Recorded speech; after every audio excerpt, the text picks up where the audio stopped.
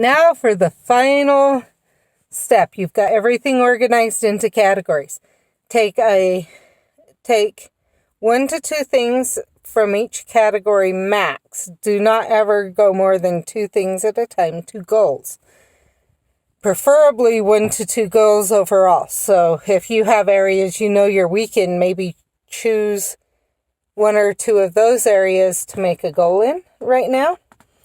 And the rest, make sure you have a few things that you're not going to do. That you know it'll be simpler to not do, but that you're not going to do.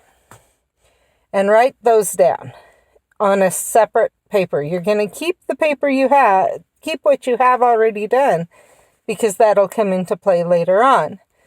But make a final list of the things you're not going to do, and of a couple goals, or a goal in each category or whatever, for the coming few months to a year.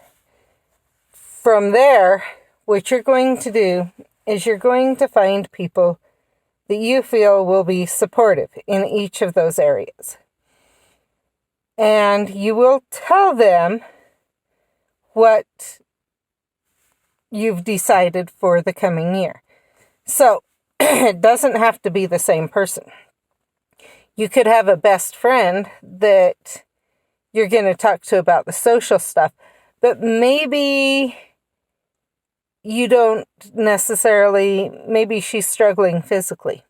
So you don't want to talk to the same friend about your physical choices, and maybe make him or her feel bad, because this is your goals. Well, maybe they may feel like they should make similar goals.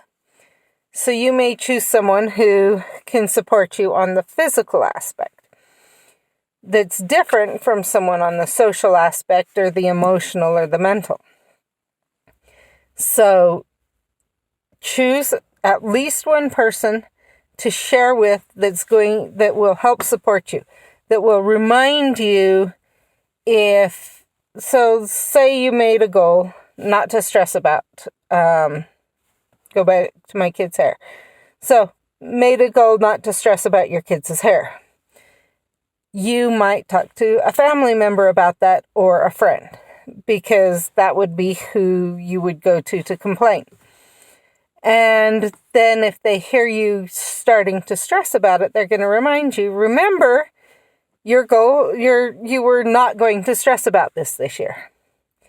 And and remind you of the things that you had decided why you weren't going to.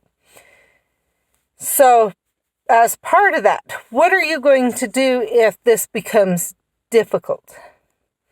So with kids' hair, well, they could remind you that you have other battles that you want to fight more than this one.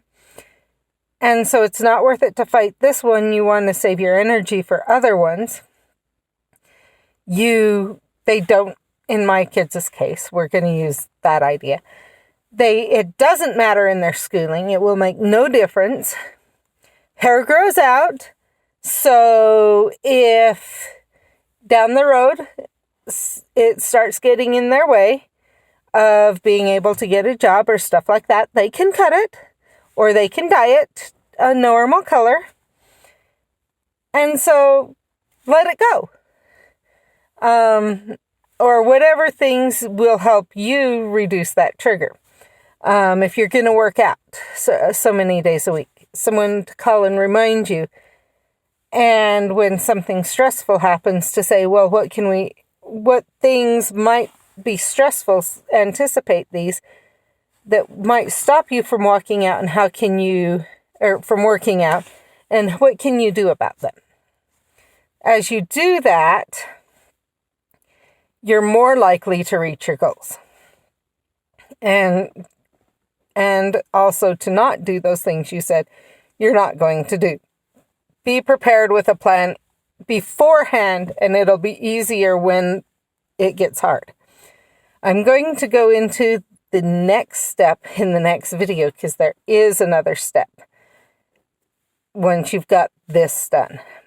And it won't be immediate. You'll do it a little bit down the road. And then I will talk a little bit about making habits. I know I did a video about that before. I believe clear back in May, but I will do it again. I'll talk to you later.